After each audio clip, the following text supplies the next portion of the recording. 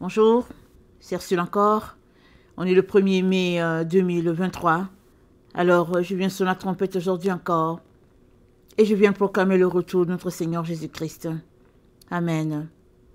Alors, je viens apporter un message du Seigneur à tous ces messagers qui sont en ligne. J'avais pris mon temps l'après-midi. Mon temps de prière comme d'habitude. Et là, le Seigneur m'a donné Matthieu 12, le verset 33. Ça dit ceci. Ou dites que l'arbre est bon et que son fruit est bon. Ou dites que l'arbre est mauvais et que son fruit est mauvais. Car on connaît l'arbre par le fruit. Amen. On connaît l'arbre par le fruit qui sort de l'arbre. Alors le Seigneur donne ce message à ses messagers qui sont en ligne. Amen. Parce qu'il dit qu'il y a plusieurs de ces messagers qui, au lieu de faire le travail qu'il leur demande, ne le font pas. Il y a une seule personne qui n'a pas péché. C'est le Seigneur Jésus-Christ. Et la Bible dit qu'il n'a point péché. Celui qui n'a point péché a été fait péché pour toute l'humanité. Et par ces meurtrissures, nous avons été guéris. Nous avons été restaurés. Et tous les jours, nous venons devant lui pour marcher en nouveauté de vie. Et sachant qu'il nous a sanctifiés, il nous a purifiés. Et quand on se lève, notre vie, notre journée est telle que le péché ne figure pas dans notre programme. Mais s'il arrive que l'un tombe, la Bible dit nous avons un avocat auprès du Père.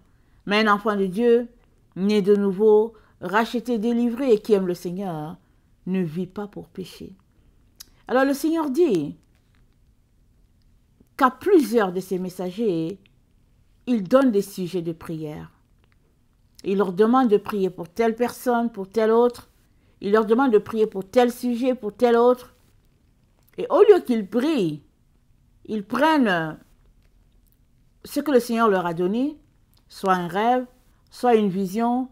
Ils en font l'objet de leur débat ou je ne sais pas quoi. Et finalement, au lieu de se concentrer à ce que Dieu leur demande de faire, c'est-à-dire prier pour la personne, ils ne prient pas. Ils critiquent, ils jugent. Et le Seigneur dit, je n'ai pas appelé mes messagers dans le poste de juge. Je les ai appelés pour prier, je les associe à mon œuvre pour prier. Maintenant, si, au lieu de faire le travail que Dieu vous appelle à faire, vous faites autre chose, vous êtes tout simplement en train de faire l'œuvre de l'ennemi.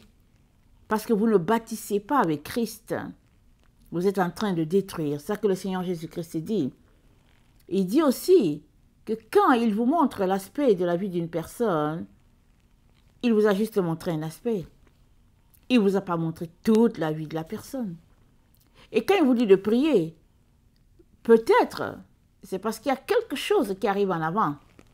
Il vous dit de prier déjà maintenant afin de bloquer la chose. Parce que dans le fond, vous connaissez juste un aspect que le Seigneur vous donne. Vous ne connaissez pas tout l'aspect de la vie d'une personne. Et si le Seigneur le partage, c'est parce que ses messagers travaillent avec lui, comme ses bras, ses différents bras sur la terre, pour rapporter la récolte à la maison. Mais si, au lieu de rapporter la récolte, vous êtes là pour critiquer, pour humilier la personne, il y a quelque chose qui ne va pas. Et le Seigneur pointe le fait que plusieurs de ces messagers ont un esprit amer en eux. Et dès que le Seigneur leur montre quelque chose, au lieu qu'ils se mettent à prier, tout ce qu'ils veulent, c'est colporter la chose et puis répandre une nouvelle et de manière à entacher l'œuvre de Dieu. Si bien que le travail n'est pas fait. Le travail que Dieu veut n'est pas fait. C'est plutôt le contraire qui est fait. Alors le Seigneur vous dit que avant que nous ne naissions, Christ était déjà mort pour nous. Amen. Christ était déjà mort.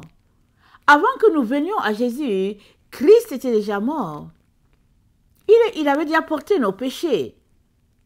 Et il les a portés de manière à ce que si nous lui donnons notre vie et que nous marchons en nouveauté de vie à chaque jour, nous puissions retourner à la maison du Père.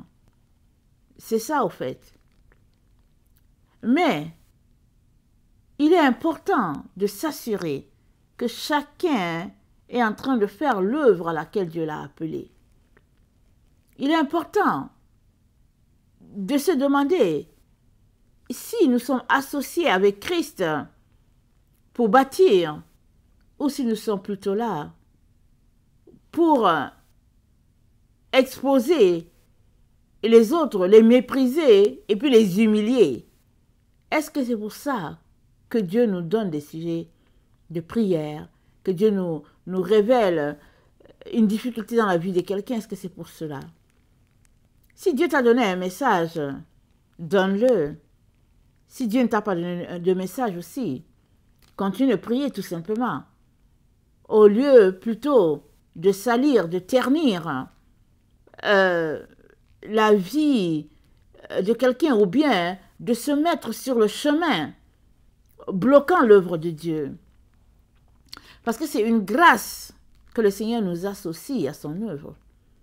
C'est une grâce qu'il puisse te dire, prie pour telle personne.